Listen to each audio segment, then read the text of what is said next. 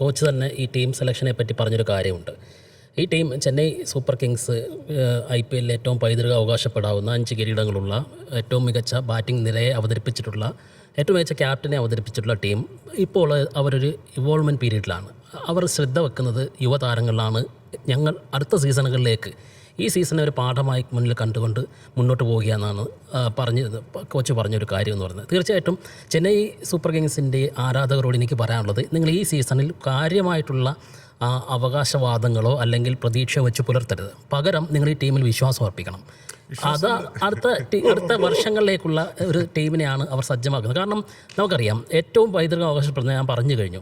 ഇന്നത്തെ ഈ മത്സരത്തിൽ നോക്കുകയാണെങ്കിൽ ഈ മത്സരം കളിക്കുന്നതിന് മുമ്പ് തന്നെ ചെന്നൈ ബാക്ക് ഫുട്ടിലായിരുന്നു. എന്താണ് പ്രശ്നമെന്ന് വെച്ചാൽ, മഹേന്ദ്ര സിംഗ് ധോണി കളിക്കാത്ത ഒരു മത്സരമാണിത്. എത്രയോ വർഷങ്ങൾക്ക് ശേഷം അദ്ദേഹം 253 മത്സരങ്ങൾ കളിച്ചപ്പോൾ 5 മത്സരങ്ങൾ മാത്രമാണ് അദ്ദേഹം ചെന്നൈയുടെ കുപ്പായത്തിൽ ഇറങ്ങാതിരുന്നുള്ളത്.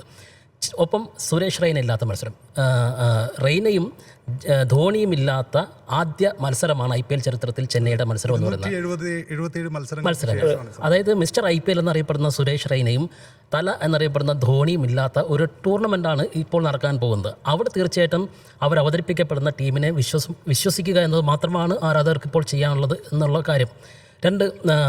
ഇപ്പോൾ പറഞ്ഞ സഞ്ജുവിൻ്റെ കാര്യം, സഞ്ജു പുതിയതായിട്ട് ടീമിലേക്ക് വരുന്നു. നമ്മൾ പ്രതീക്ഷിക്കാത്ത കാര്യങ്ങളാണ് ഈ IPL 3 മത്സരം കഴിയുമ്പോൾ നമുക്ക് പറയാനുള്ളത്. ഒന്ന്, തോറ്റു തുടങ്ങുന്ന ദൈവത്തിൻ്റെ പോരാളികൾ ജയിച്ചു തുടങ്ങിയ മത്സരമാണ് നമ്മൾ കഴിഞ്ഞ ദിവസം കണ്ടത്. എല്ലാ മത്സരങ്ങളും MSK പറഞ്ഞതുപോലെ ആദ്യ മത്സരത്തിൽ അർദ്ധ സെഞ്ചുറിയോട് തുടങ്ങുകയും സീസണിലെ ആദ്യത്തെ 5 മത്സരങ്ങൾ അതിഗംഭീരമായി കളിക്കുകയും ചെയ്യുന്ന സഞ്ജു സാംസൺ ഇത്തവണ ആദ്യ മത്സരത്തിൽ ഫ്ലോപ്പായി എന്നുള്ളതാണ്. പക്ഷേ സഞ്ജുവിനെ വിമർശിക്കേണ്ട ഘട്ടമൊക്കെ കഴിഞ്ഞു. നമ്മൾ വിമർശിച്ചു, അദ്ദേഹം അതിൻ്റെ ക്ലാസ് തെളിയിച്ച് കഴിഞ്ഞു. അതുകൊണ്ട് ഇനി സഞ്ജു വിമർശനങ്ങൾക്ക് അതീതനാണെന്ന് തന്നെ നമുക്ക് പറയേണ്ടി വരും. കാരണം ഈ ഒരു മത്സരത്തോടു കൂടി സഞ്ജുവിനെ എഴുതിത്തള്ളേണ്ട യാതൊരു കാര്യമില്ല. ഏറ്റവും അടുത്ത നിമിഷത്തിൽ തന്നെ അദ്ദേഹത്തിന് കളിയിലേക്ക് തിരിച്ചു വരാൻ കഴിയുന്നുള്ളതാണ്. പിന്നെ രണ്ടാമതൊരു കാര്യം എന്ന് പറഞ്ഞാൽ, ഈ ചെന്നൈ സൂപ്പർ കിങ്സ് എപ്പോഴൊക്കെ കിരീടം നേടിയിട്ടുണ്ടോ അവരുടെ ഏറ്റവും മികച്ച ഒരു ഓപ്പണിംഗ് സഖ്യം അവിടെ ഉണ്ടായിരുന്നു. അതായിരുന്നു അവരുടെ ഏറ്റവും വലിയ കരുത്തെന്ന് പറയുന്നത്. മികച്ച തുടക്കം നൽകുന്ന ഓപ്പണിംഗ് സഖ്യങ്ങൾ അവർക്കുണ്ടായിരുന്നു.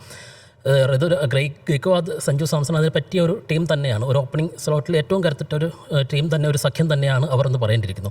പിന്നെ നമ്മൾ താഴേക്ക് നോക്കുമ്പോൾ ഒരുപക്ഷെ എൻ്റെ മനസ്സിലൊക്കെയുള്ള ഒരു സ്വപ്നതുല്യമായിട്ടുള്ള ചെന്നൈ സൂപ്പർ കിങ്സിൻ്റെ ടീമുണ്ട്. മൈക്ക് ഹസിയും മുരളി വിജയും ഓപ്പൺ ചെയ്യുകയും പിന്നീട് വാട്സണും ധോണിയും റെയ്നയും പിന്നെ ഡോയിൻ ബ്രാവോയും ഒക്കെ അണിനിരന്ന് വരുന്ന ഒരു ടീം. അവരെ തോൽപ്പിക്കാൻ കഴിയില്ല എന്ന് തന്നെ ടീം ലൈനപ്പ് നോക്കുമ്പോൾ തന്നെ നമുക്ക് ഉറപ്പാണ്. അത്രമാത്രം കരുത്തുറ്റ ഒരു സംഘമാണ്.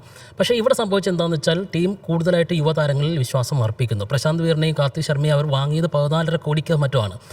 അത്രയും അവർ ഭാവിയിലേക്ക് ഇൻവെസ്റ്റ് ചെയ്തിരിക്കുകയാണ്. ഈ സീസണെ സംബന്ധിച്ച് എനിക്ക് തോന്നുന്നത് അങ്ങനെയാണ്.